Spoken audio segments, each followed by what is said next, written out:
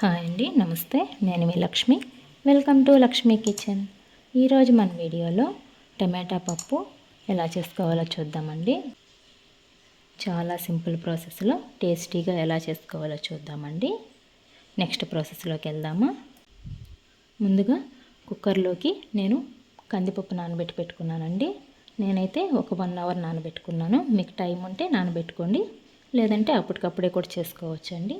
ఇదంతా కూడా వాటర్ వేసుకొని బాగా కడిగేసుకోవాలి. ఆ వాటర్ అంతా వంపేసుకొని ఇప్పుడు మళ్ళీ కొద్దిగా వాటర్ వేసుకొని 1 విజిల్ అయితే పెట్టుకుందామండి. చూడండి, 1 విజిల్ పెట్టాను. ఇదంతా కూడా మెత్తగా ఉడికిపోయింది కదా. ఇప్పుడు ఇది పక్కన పెట్టేసుకుందామండి. నెక్స్ట్ స్టవ్ ఆన్ చేసుకొని కడాయి పెట్టుకుందాం. కడాయిలోకి 4 టేబుల్ స్పూన్ ఆయిల్ వేసుకుందామండి. ఆయిల్ బాగా హీట్ అయిన తర్వాత నెక్స్ట్ ఇందులోకి 1 టేబుల్ స్పూన్ ఆవాలు, 1/2 టేబుల్ స్పూన్ జీరా వేసుకుంటున్నాను. నెక్స్ట్ సన్నగా కట్ చేసి పెట్టుకున్న మీడియం సైజ్ ఆనియన్ ఒకటి వేసుకుంటున్నానండి. 2 పచ్చిమిర్చి పొడవుగా కట్ చేసి వేసుకుంటున్నాను. నేను ఇక్కడ సాంబార్ ఆనియన్ తీసుకుంటున్నానండి. ఇవి వేసుకోవడం వల్ల మనకు తినేటప్పుడు టేస్ట్ అయితే చాలా బాగుంటుంది. మీ దగ్గర కనుక ఉంటే వేసుకోండి, లేదంటే స్కిప్ చేయొచ్చు. ఇవన్నీ కూడా ఫ్రై చేసుకుందామండి. ఈ ఆనియన్ అంతా కూడా 50% ఫ్రై అయిన తర్వాత నెక్స్ట్ ఇందులోకి మీడియం సైజ్ టమాటోలు 2 సన్నగా కట్ చేసి వేసుకుంటున్నాను. మనం ఈ కూరలో ఇంకా పులుపు ఏం వేయం కాబట్టి టమాటో ఎక్కువ వేసుకుంటే టేస్ట్ బాగుంటుందండి. నెక్స్ట్ ఇందులోకి మన టేస్ట్కి తగ్గ రాళ్ళ ఉప్పు వేసుకొని అంతా కూడా ఫ్రై చేసుకుందాం. ఈ టమాటో అంతా కూడా బాగా సాఫ్ట్గా మగ్గేంత వరకు ఫ్రై చేసుకోవాలండి.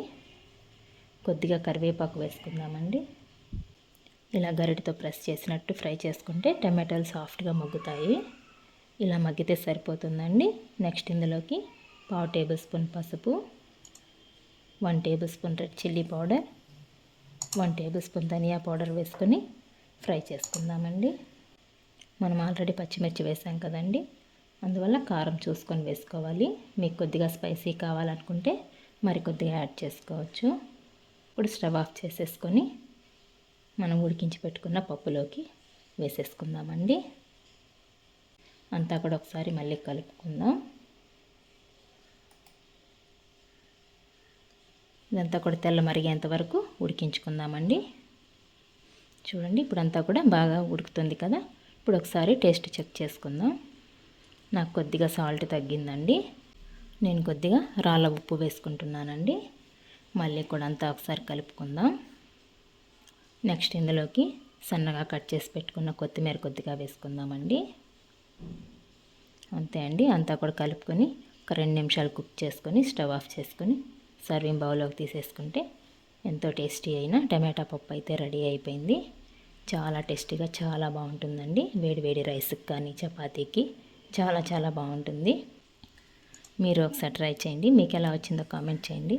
నా వీడియోస్ కనుక మీకు నచ్చినట్లయితే ప్లీజ్ లైక్ చేయండి. మీ ఫ్రెండ్స్ అండ్ రిలేటివ్స్కి షేర్ చేయండి. మరిన్ని కొత్త వీడియోస్ కోసం మన ఛానల్ని సబ్స్క్రైబ్ చేసుకోండి. థ్యాంక్స్ ఫర్ వాచింగ్ అండి.